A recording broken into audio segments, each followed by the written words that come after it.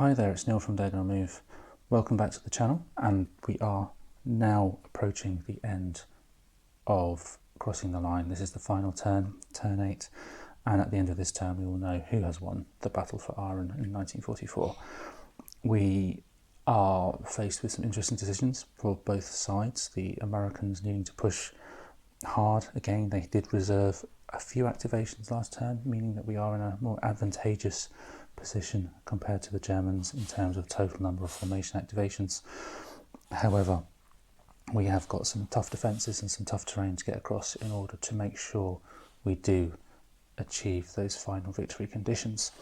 At the end of this turn, we'll find out whether or not the Americans have won the Battle of Aachen. Victory points are a sliding scale of their success, and the Germans need to minimise that success through restricting their movement across the map so they don't get all of the victory point X's they could do, and also restricting losses so that the Americans can't claim all those extra victory points for inflicting strength point losses on the German side. So it's very much a hold and tactical withdrawal element for the Germans versus a real big push now for the Americans to try and push those German forces back. Okie dokie. I believe that is everything for now. I'll see you again towards the end of the turn and we'll look in at how things have gone. And we're at the end. That is the last die roll of the last turn of crossing the line. All that remains now is to add up the victory points and see who's won. What a great turn. It was a real great turn. Turn of two halves, where the first half was really around trying to force the other side to use their formations when they didn't necessarily really want to. Both the Germans and the Americans would win the initiative but then pass the formation activation over to try and whittle down the other side's options by taking actions when they perhaps didn't necessarily want to. That was a war of wits, if you like, that the Americans did eventually win. The interdiction level had risen again during the turn, at the start of turn 8, meaning the Germans did have less activations and less meaningful activations as well, primarily due to the static nature really of some of their divisions along there. And then, of course, once the Germans had more or less exhausted what they could do, it was a case of the Americans trying to batter down the door as much as possible. We have some real serious fighting in here around Eichweiler. Eventually, the 3rd Armoured did break through with some help from the 2nd there, those little green ones, to try and take Eichweiler, and they did, in the end, capture the victory point hex. Let me just zoom in a little bit so we can see the victory point hex, that lone division, which was actually a 1st infantry assigned to the 3rd. Really, last element of the last turn. Such a great ending for the turn and for the game. Really, really neat. Every division got involved in the fighting, and the fighting was pretty heavy around the Eichweiler region, as I just mentioned. We had the 1st again involved near Aachen, again pushed outside Aachen now, creating an encirclement around those divisions here, but didn't break through, which was an important point, and I'll come back to how the Germans did in just a moment.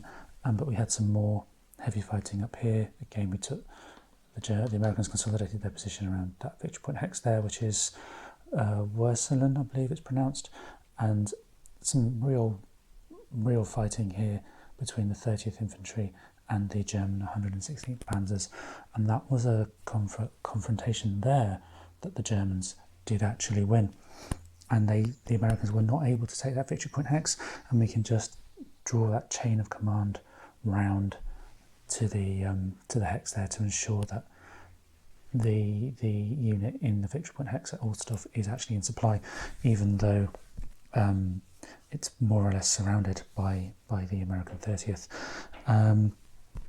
The Panzers down the bottom there, the fresh Panzer unit that came on tail end of turn 6, start of turn 7, so these kind of orangey counters here and up here, didn't really get into combat as much as perhaps they could have done because of that move by the 29th Infantry on the American side to kind of try and take that sneaky victory point hex at the Ruhr River, which is off to the side there, just here. It didn't really work out for the Americans that, but then it did tie up that fresh panzer unit at the end of the game, right up until the point where the 29th ran out of activations. How did the Germans do? Well, the Germans had a real tough time. They were absolutely battering in and around the region here. They also had a real challenges up here, as I mentioned a moment ago. But on the whole, the German forces stood up remarkably well. Not to say they didn't lose a fair number of people. I mean, there are a whole bunch of counters there, most of which are German, and that could be telling, but they held up very, very well. The Americans didn't get across the map as much as they probably could have done or should have done, because the Germans did just hold very, very well here. And that's likely a combination of a few things. There's the terrain. The Germans really do need to use the terrain to their advantage, and that was something I figured out as I was playing, that the Americans, they're really powerful in armoured divisions of the third and the second, when they're caught up in this kind of terrain with the forests and the pillboxes and the towns, they're kind of, the armoured are kind of hamstrung, and if they don't have some infantry in support. Maybe I realised that a bit too late.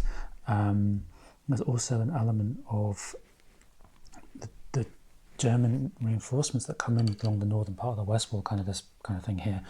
I moved them very quickly over to Aachen, and this may be partly a result of the fact I was playing it solo, because in the multiplayer game, the German player potentially doesn't know for 4 or 5 turns, if at all, that the Americans have a certain victory point X, and there's a choice of 4, I think, different objectives, and the combinations of victory point hexes, the ones that we've shown you on the map so far, but combinations of them, and they're worth different points and so on. And the Americans themselves may not actually know that until about turn 4. But of course, being both the American player and the German player in this particular game, as soon as the Americans found out that Aachen was the victory point plan that they had to follow, as a German player I also knew, and so I knew that this would be the most valuable victory point area by far for the Americans, and so all the German forces were thrown over that way as quickly as possible. So maybe that's an element where playing solo is perhaps not got the tension maybe that the multiplayer game has, and I do think it would probably be a more dynamic mobile game than it was. It was quite static around here for large parts of the game, and I think that's because I did know that victory point hex was the most valuable, and tried the best to try and defend it. From a German point of view, that didn't work so well, and it wasn't really until turn 5 started to do some of that tactical withdrawal, pulling back a little bit at a time, just enough to keep my forces intact as the German player, but not so much that I lost loads of ground to the Americans.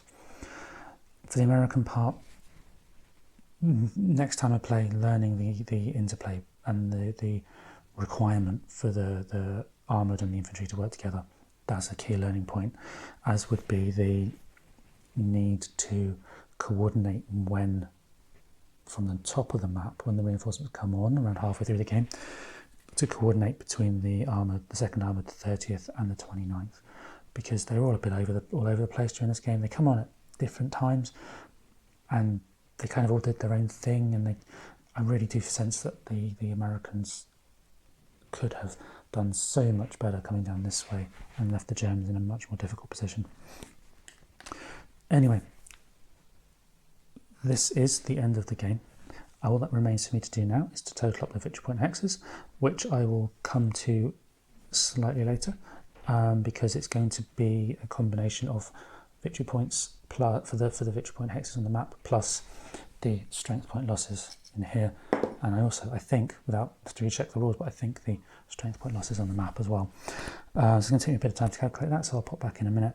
But in the meantime, one last look at the map, because it's a really nice map, and see you in a mo.